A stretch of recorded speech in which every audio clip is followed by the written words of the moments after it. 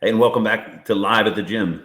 How you respond to problems and challenges tells us a lot about your communication style. Today, we're going to dive into the dominant communication style and talk about building rapport with people who love challenges and solving problems.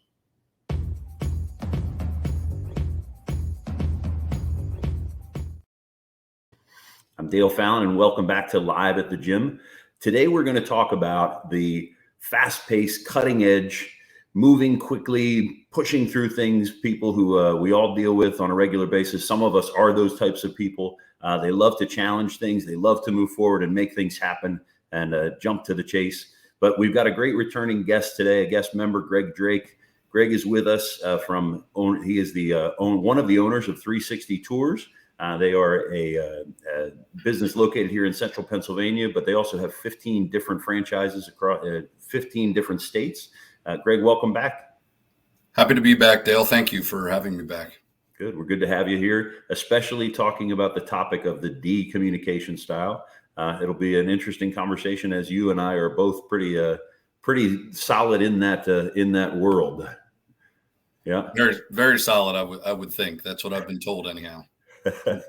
Sometimes to a fault maybe, but that's who we are, and we just roll with it and work on our strengths and weaknesses, right? Yeah, exactly. Well, that's what this program is. That's what we do at the Communication Gym, is try to help you understand those strengths and those weaknesses as well. And probably more importantly, build a team around you that can help you to balance out those strengths. But what we're going to talk about today is the dominant communication style, which is extroverted and task oriented. It's a style of communicator that focuses on problems and challenges and knocking them out of the way, just making them happen, moving forward. And this, the style you can recognize by the fast pace of their words. They're often leaning forward, moving forward, and making things happen. Sometimes the time windows that they use are different than most other people's, and they want to make sure that they're moving things along the path. So as I describe that, does that pretty much resonate with your communication style, your preferred style? Absolutely. I would even add in there, and maybe you're going to get to this at some point, but often misunderstood.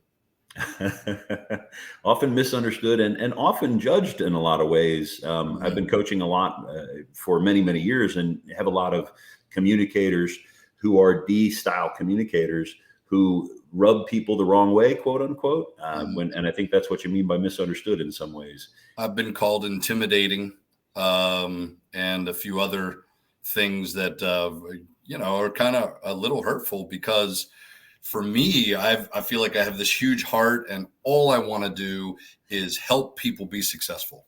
But because of my style, and because of you and the gym, I've become to recognize that a little bit more and use that to my advantage to understand the way others are speaking to me. But because of that high D style, it's like you said, let's go, let's get it done. I'm not here to play around. We've got a job to do. Let's get it done. And let's move on to the next thing. Let's talk about what went right, what went wrong, fix it and move forward, Yep. And make it happen, right? What's that? Yeah. Just make it happen. Make it happen. Yep. And that's very much the D style. And I think you're a great guest for this as well, because that big heart that you have, and it's misinterpreted often as they don't care about me. They're not concerned about how I feel about things. They're not focused on, consistency or making sure that everybody's okay, when that isn't necessarily true. It doesn't mean it is true with everyone. One of the things to really understand about style is it's observable behavior. It's what you're seeing on the outside. And very often when what's on the outside is inconsistent with us as a communication style, so someone who is more introverted and people-oriented may take offense just to the style alone. And when they take offense, it's often a protection mechanism. It's often something where they don't feel comfortable. And this is what's most important about understanding these styles is when you don't feel comfortable, we have a tendency to rationalize why we don't feel comfortable, and we put it on the other. So all of those challenges that we have with the D style often they're the same challenge internally, but they're reflected differently on the outside when we have a style difference. So what we want to talk about today, and I'm going to put you through your paces here a little bit. We're going to do an actual gym session for you to test that style, because you said it early on, right?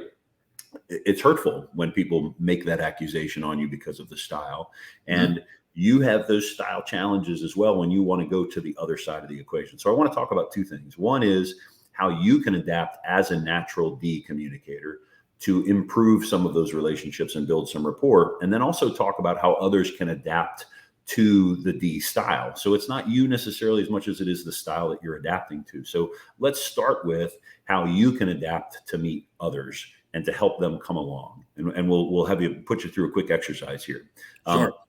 One of the ways to do it, and this is where it gets a little uncomfortable, is to slow down your pace a little bit, to consciously slow your pace and bring it back down. So the exercise we'll do is called mirror matching. I'm going to ask a question or two, and I'm going to bring my pace down as we talk and have you answer your questions in a slower tone, slower pace. Bring your tone down a little bit so it's not as factual.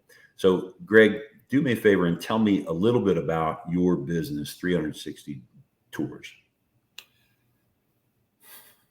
Take a deep breath to start there. We are a real estate imagery marketing company. So we help realtors achieve their sales objectives by helping them sell their listings. Okay. And tell me a little bit about the employees in your company. See, I get excited right away then. Well, they are all super amazing. We spend a lot of time and energy trying to bring in the right people so that our clients are extremely happy and the employees, are happy as well. This is really hard. And you want to do it and get it over with as quickly as possible so we can start talking about the end. I just want to talk about the employees now. Yeah. Well, and so the reason for the exercise is that more often than not, when people communicate, they're focusing on the words, they're focusing on what they're saying, the content of their message. And the majority of our relationship and rapport is based on the nonverbal communication, the volume, the pace, the tone, and the physiology that we use when we talk. So being able to stretch your style a little bit, slow that pace down, and practice over time, that's the base premise behind the communication gym, is to get more comfortable slowing down, to get more comfortable expanding your communication style. So when the situation or the person requires or requests that, you have that capacity to do it. Just like if you wanted to go lift a 500-pound weight, you couldn't do that right out of the gate. You'd have to build up the muscle to do it. So an ongoing practice where you, as a natural D communicator, fast-paced, practice and consistently get yourself to slow down and connect more, will alleviate a lot of those interpersonal feelings that people have when I imagine, I'm extrapolating a little bit from coaching clients that I've had. Very often, the people who work with the D, when the D leaves the room, they go, "Oh gosh," and they start talking about him and chit-chatting about him or her because of that uncomfortable emotion. When you can build that rapport over time by pace, by volume, by tone, then that emotional bank account lifts up. And when the time comes for us to be snappy and very quick, I've got a good, strong emotional bank account. My rapport is good with you, so that I, as maybe a slower paced communicator or an S or a C communication, would be much more easily, much easier to jump on board and say, okay, well, we need to go quickly, because I don't have that negative emotional bank account just from the style standpoint. Absolutely. Absolutely. Yeah. And I think, teaching your team who you are and helping identify who they are helps the whole situation as well. I mean, I learned that through you, and that practice has helped immensely. And I had an issue yesterday, and was started with text. I was like, okay, this isn't a text conversation. Yep. I'm going to call. And then before I called, though, I was just kind of like, all right, you're going to have to listen, and you're going to have to respond slowly because of the person you're going to call right now. And so, yeah, very, very, very helpful. And it went much better than it probably could have if I would have just reacted as my D. When you bring that down and you did it twice, each time you've done it, you take a deep breath and you're settling yourself down into your body, and that makes the change. And that's a great transition. Go ahead. 3 things that I've learned. One, and they're in this order: blink, Deep breath, and I say 5, 4, 3, 2, 1. Okay. Very helpful. Yep. It's a reshift of the body and brings you back down into it. Yep. So that's adapting from the D to communicate to some other styles. Very often it's not an option for if you're working with someone who is a D, right? And you can come to the other side of that. There are things that you can do to help that relationship go well and to make it a great build and connection with the D by being faster paced, by putting the most important things at the surface. In other words, if there's a big, long paragraph of information, give me the bullet points. For me, I want to hear the bullet points up front first. I'll ask questions about what I want more of, but give me the bullet points. Tell me what needs to happen, what the problem is. A lot of people will avoid talking about problems or challenges. The D wants to hear the challenge. Just tell me what it is. Don't beat around the bush or soft pedal it. Tell me what the problem is, and we'll solve that problem and keep it focused on those things. And be willing to stand your ground a little bit too. I think that's where some people are challenged by that with the style, is be willing to stand your ground and believe in what you're saying. And that takes practice too, to be able to communicate with that assertiveness and that direct style. Absolutely. I think D's, a lot of times we talked about the misunderstanding piece of it. We're not always in it to be right or to win. We're in it to get the situation done and get to the right, correct conclusion. And so by you saying, oh no, I absolutely disagree with that. If you say that to me, that gets me excited. I'm like, oh, okay, great. Well, what is the solution then? Go, Yep. We got this. All right, great. Let's move on now. Yeah. I want to hear that. Yeah. And you are a perfect example for us here today, because as you're doing that, your body's starting to go and you're getting, let's go, baby. And that's the D style that really is, in my experience and I've coached an awful lot of varying different communication styles, but the D style at their best is exactly what you just described there. Let's go. Let's put the challenge on the table. Let's make it happen, and let's get it done, and let's make it work. And there are situations when that's 100% the thing that we need. There are also situations where we need to slow down a little bit, where we need to take our time and make sure that we hear what the people on our team have to say.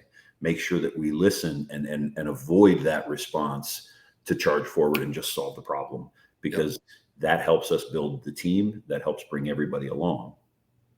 Yep. And if a D is leaning forward and raising their voice and moving their hands and asking questions, they're looking for solutions. They're not trying to be right. On the other hand, though, there are times when I listen to everything, I digest it, and then I believe that I'm right. That happens sometimes, and then I'll just say, okay, I've heard everyone. This is what we're going to do. Yep. And so until you hear that from a D, they're looking and trying to get information from you. Yep. It's just a very sometimes intimidating fashion in which we proceed. So, yeah. Well, a great guest for us today, Greg, to explore the D style. Let's talk a little bit about how you can, as a member, you individually or anyone out there, can start to practice on either end of this. It's about matching. It's about for the D's to practice. It's slowing down a little bit more. Your example was a great one. Take a blink, take a deep breath, count down to 5. And then settle yourself in and practice that. It's not going to happen without practice. And honestly, the more you practice, the better you get. And then for those of us that are trying to communicate more effectively with a D, pick up your pace a little bit. Try to summarize, try to boil down what you're trying to say into 4 or 5 words or simple phrases. Keep it short and sweet. Deliver that information, and then wait and see what they come back with, because they're going to tell you what their challenges are, what they want to hear more of. And ongoing practice is what makes it happen. You're a good example of how to put it into play, and certainly appreciate you being here today with us, Greg, and showing us talking to us a little bit about how the D communicates. Absolutely. My pleasure. I love that. Good. So again, thank you, Greg. Appreciate you being here. Thank you for listening here on LinkedIn Live. We appreciate your comments. Make sure that you grab your playbook down below. And that page is going to give you some more practice exercises that you can do to improve the quality of your communication, so you can improve the quality of your life. We're happy to have you back, and we'll see you next week as we continue our series on the DISC. Next week, we'll be talking about, I think, the S communication style, and we'll be here at 11:30 live at the gym. We'll see you at the gym.